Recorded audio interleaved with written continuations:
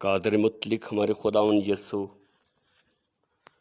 میں تیرے شکر تیری تعریف کرتا ہوں، تیری بڑھائی کرتا ہوں، تیرے ہی نام کو مبارک کہتے ہوئے سارا جلال تیرے بیٹے یسوع کو دیتا ہوں۔ اس وقت علامہ کے لیے خداوند تیرا شکر ہو جو خداوند تو نے ہماری زندگی میں آج عطا کیا تاکہ ہم مل کر بیماروں کے لیے، دکھ تکلیف مصیبت زدہ لوگوں کے لیے دعا کر سکیں، اور پھر خداوند تیرے کلام کی روشنی میں سے تیرے کلام کو ہم دیکھ سکیں، جو خداوند تو نے کلام سکھایا، بتایا، سمجھایا، اس کو بیان کرنے کا فضل دے۔ تیرے پاک روح کا مسا تیری حضوری معموری ہم پر ہے۔ آج کا کلام ہمارے لیے باعث برکت ہو، ہم دل و جان کے ساتھ اس پر غور و خوض کریں اور اس پر عمل کرنے والے ہوں۔ خداوند یسوع مسیح کے نام سے دعا مانگتے ہیں، آمین۔ ہلیلویا۔ یہاں پر آج اس بات کو ہم دیکھیں گے کہ خداوند یسوع مسیح متی رسول کو چنتے ہیں۔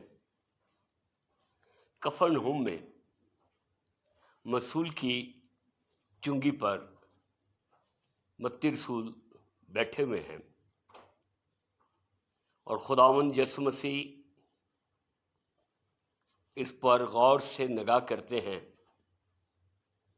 اور ہمارے خداوند یسوع مسیح کی آنکھوں میں قوت اور قدرت ہے، جیسے مکاشفہ میں لکھا ہے، اس کی آنکھیں آگ اور شعلہ ہیں، کون اس کی تاب لا سکتا ہے؟ اس کی قدرت، اس کا مسا،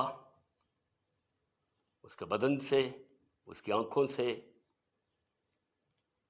جب یہ ظاہر ہوا تو متی کے اوپر وہ مسا آ گیا، اور اس مسا کے اندر وہ اس کے پیچھے ہو لیا، اور اس کے پیچھے جا کر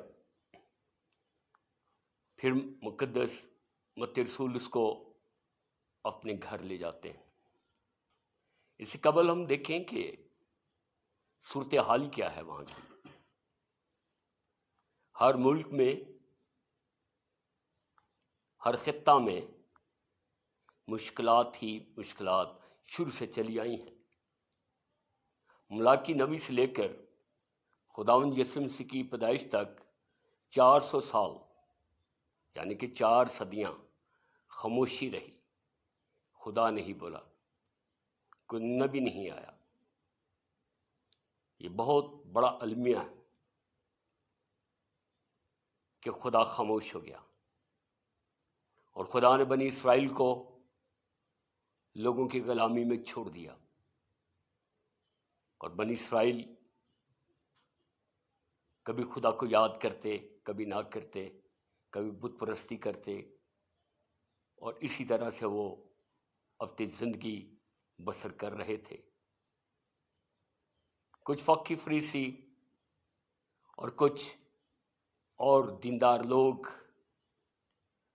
شریعت کی باتیں بتاتے، سکھاتے، لیکن وہاں کے لوگوں کو سمجھ نہ آتی۔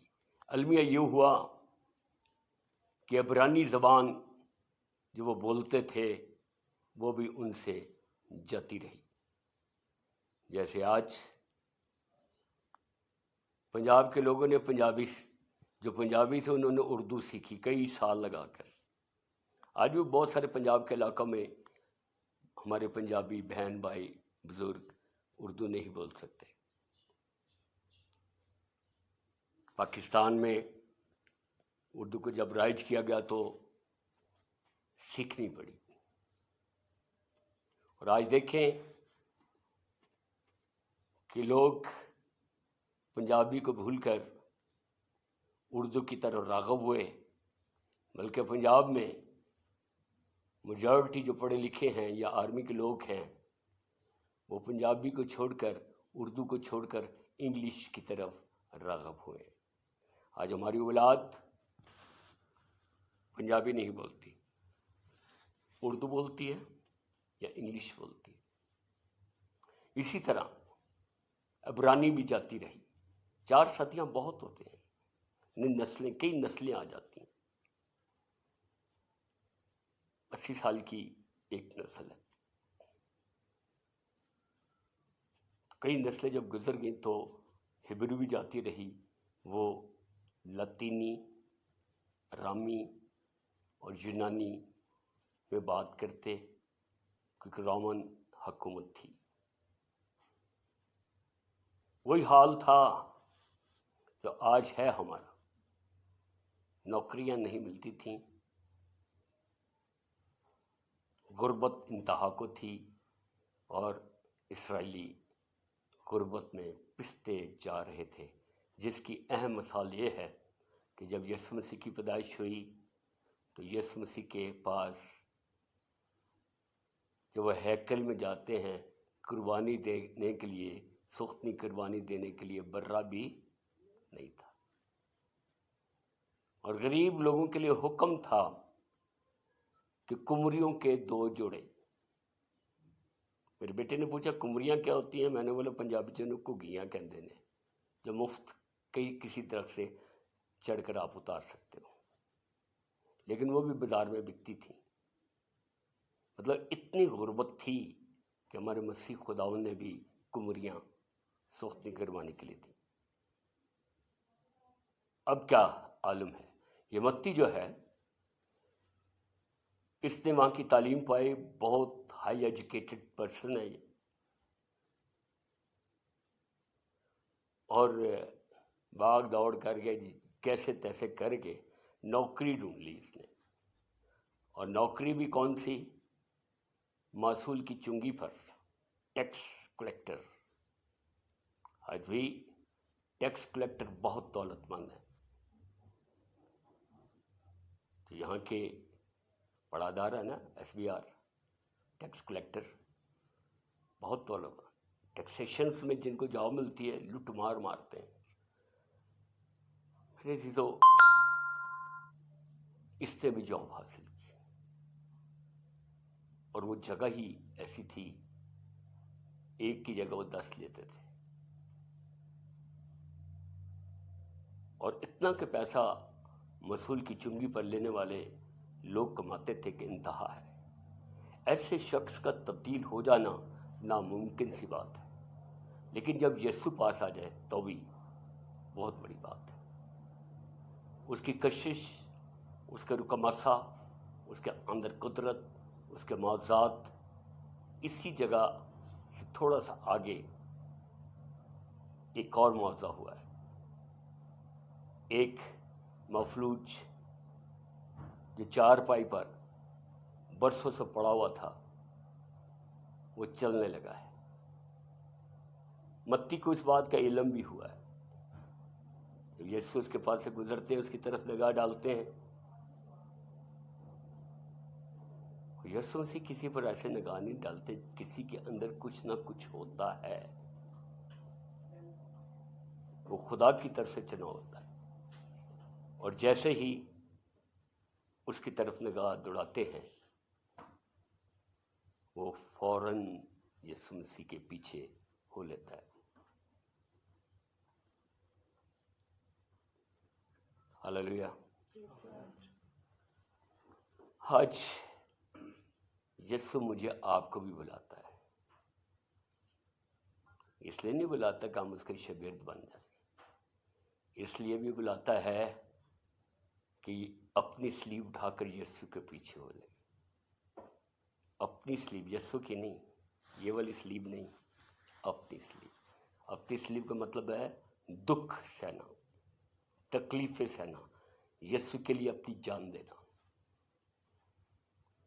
کیا متی نے اپنی جان دی؟ کیا کیا اس نے؟ یہ وہ عظیم رسول ہے جو بہت علم رکھتا ہے، اور اس نے 28 باب انجیل مقدس کے لکھے ہیں، جس کو ٹائٹل دیا متی رسول کی انجیل. چاروں انجیلوں میں سب سے زیادہ باب اس کے ہیں۔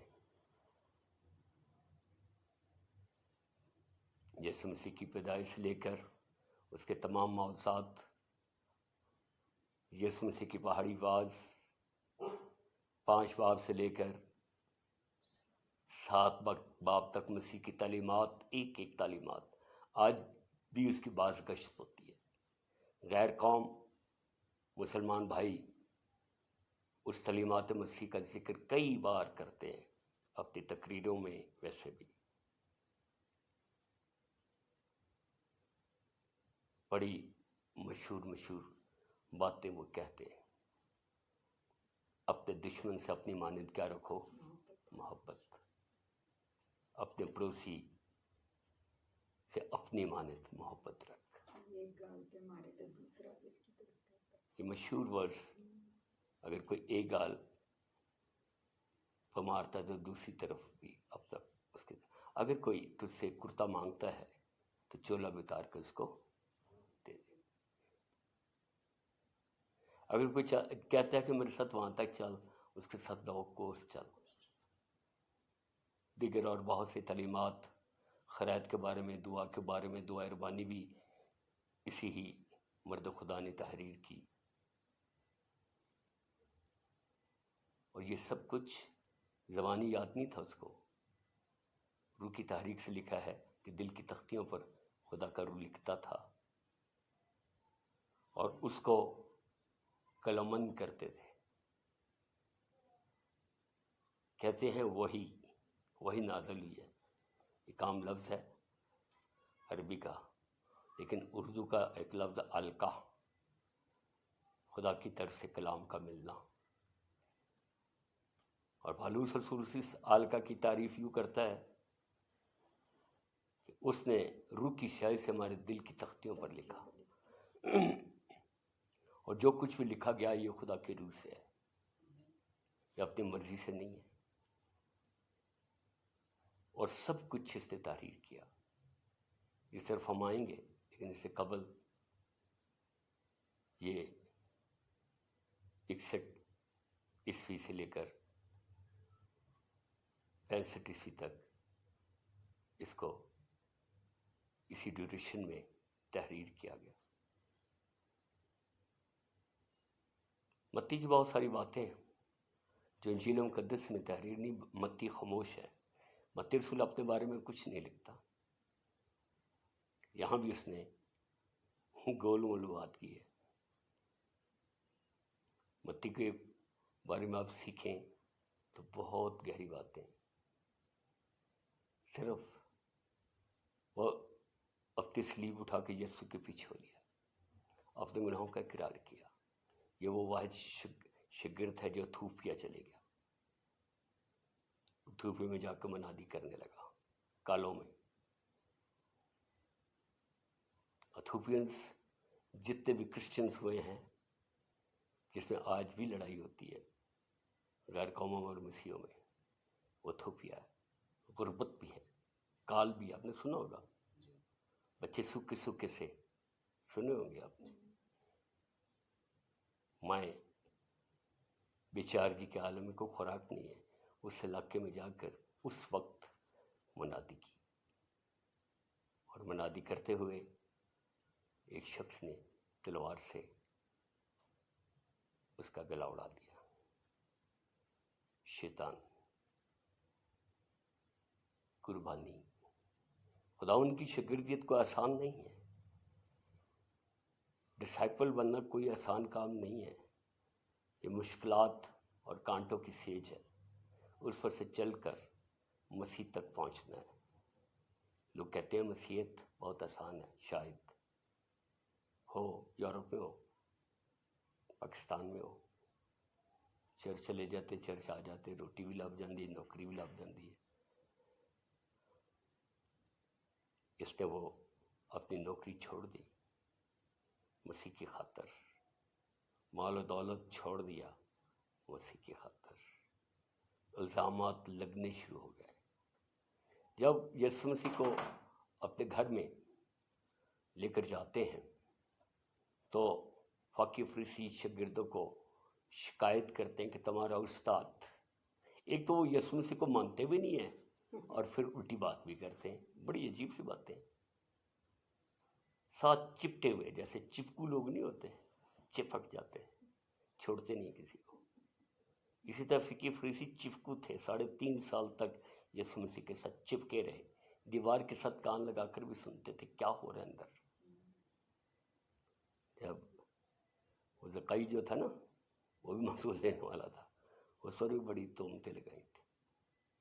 تو اس کو کیا کہتے ہیں کہ تیرا استاد محصول لینے والوں اور گناہ گاروں کے ساتھ کھاتا ہے. محصول لینے والے گناہ گار تھے، اس نوکری کی خاطر، اپنے گھر کو چلانے کے لیے، ان کے روٹی پانی کو پورا کرنے کے لیے متی محصول لینے والا بنا، یعنی کہ گناہ گار بنا. آج ہی پاکستان میں بھی یہ حال ہے. کیا کریں لوگ، کیا کیا کر رہے ہیں آج. لیکن ہماری نگاہ یسوع کی طرف ہونی چاہیے. جب یسوع ہمیں دیکھتا ہے تو ہم یسوع کو دیکھتے رہیں. کلسیوں 3 باب میں ہم پڑھتے ہیں اس کی 16ویں آیت میں، مان کے بانی کامل کرتے نے والے یسوع کو تکتے رہیں، جس نے ہماری خاطر صلیب پر اپنی جان دی، ہمیں ہمارے گناہوں سے اس نے بچا دیا. ہم تکتے رہیں، ماحول حالات ہمارے کیسے ہو، دکھ تکلیف بیماری ہو، ہم یسوع کو تکتے رہیں. وہ ایمان کا بانی ہے. ہلیلویا. اور یہ کیا کہتے ہیں کہ تمہارا استاد محصول لینے والوں اور گناہ گاروں کے ساتھ کھاتا ہے. اور یسوع مسیح کے اندر جو خدا کی قدرت ہے وہ دلوں اور خیالوں کو پڑھ لیتے تھے. وہاں وہ کہتے ہیں ترکی، وہ ترکی ادھر ہی جواب دیتے ہیں. کیا جواب دیتے پڑھیں 10ویں آیت، متی 9:10. جب وہ وہاں کھانا کھانے بیٹھا تھا تو ایسا ہوا کہ بہت سے محصول لینے والے اور گناہ گار آ کر یسوع اور اس کے شاگردوں کے ساتھ کھانا کھانے بیٹھے.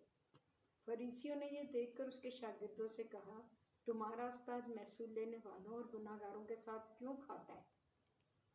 اس نے یہ سن کر کہا کہ تندرستوں کو طبیب درکار نہیں مگر بیماروں کو. تندرستوں کو ڈاکٹر کی ضرورت نہیں ہے، بیماروں کو ڈاکٹر کی ضرورت ہے، تندرستوں کو نہیں. مگر تم جا کر اس کے معنی دریافت کرو کہ میں قربانی نہیں بلکہ رحم پسند کرتا ہوں. میں قربانی نہیں بلکہ رحم پسند کرتا ہوں. ان کی شریعت کے مطابق یسوع مسیح نے ان کو جواب دیا. جب ساؤل نے نافرمانی کی اور خود ہی سوختنی قربانی چڑھانے لگا تو اس نے کہا کہ میں نے سوچا کہ تجھے لیٹ ہو گیا، دیر ہو گئی ہے، چلو میں خود ہی سوختنی قربانی کر دیتا ہوں. حالانکہ بادشاہ کو سوختنی قربانی دینا واجب نہیں ہے. تو وہاں سیموئیل اس کو جواب دیتا ہے، حکم ماننا قربانی چڑھانے سے بہتر ہے، حکم ماننا چربی چڑھانے سے. یہ تھی بات یسوع نے دی ہے، حکم ماننا.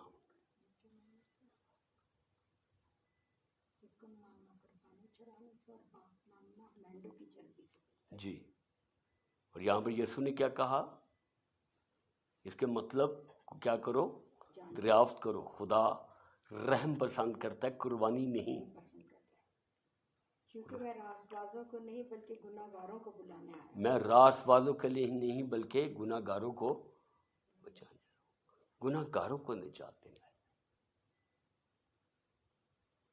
جب کوئی شخص اپنا آپ کو راست باز بناتا، سمجھتا یا جعلی اپنا چہرہ بنا کر ظاہر کرتا ہے یا گفتگو میں بیان کرتا ہے کہ میں بہت راست باز ہوں، یہ سمجھ لیں اس کا زوال آ گیا. مشکل کا شکار ہو جائے گا۔ خداوند کو مغرور لوگ پسند نہیں ہے، روحانی غرور تو پسند ہی نہیں۔ اگر کوئی بلیسنگ آ گئی، غیر زبانیں بولنے لگے، آسمان پہ چڑھ گئے، نیچے اترتے ہی نہیں۔ میرے کو ہے نہیں، اچھی بات ہے، شکر ہے خدا کا۔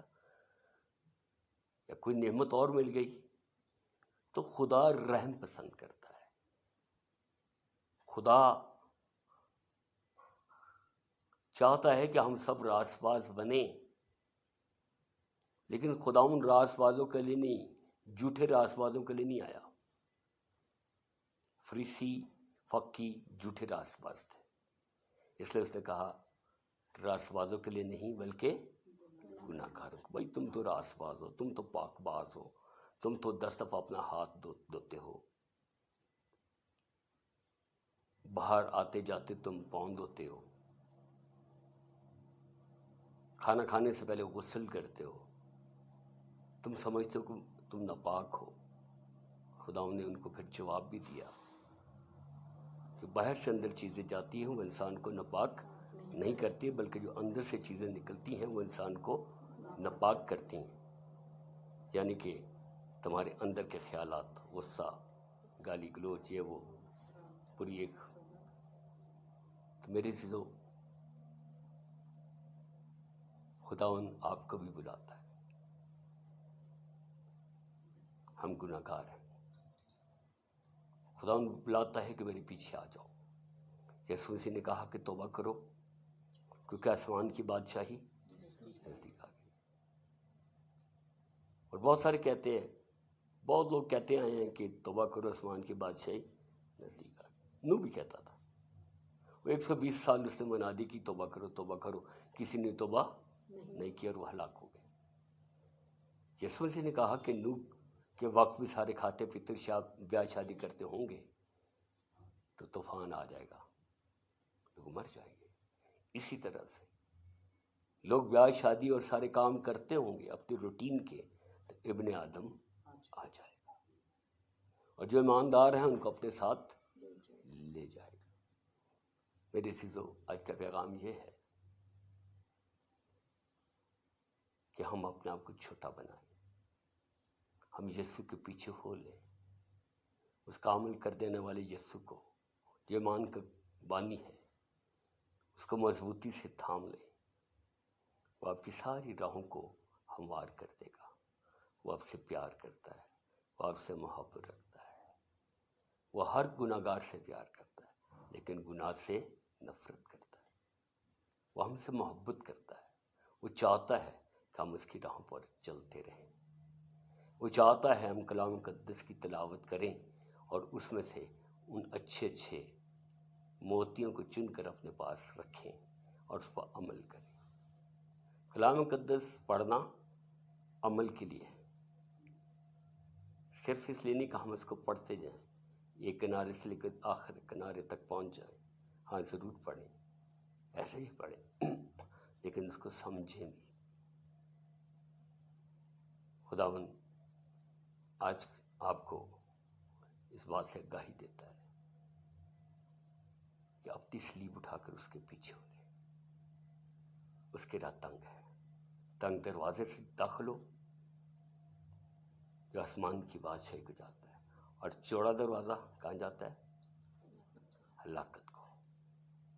اب چنیں کون سا راستہ چاہیے، سلیب کا راستہ۔ خداوند آپ کو ہمیشہ کی زندگی دے، آمین۔ خداوند آپ کے ساتھ ہو۔ Hallelujah, praise God Jesus, thank you Lord Jesus. شی کتن لگتا شی کتن لگتا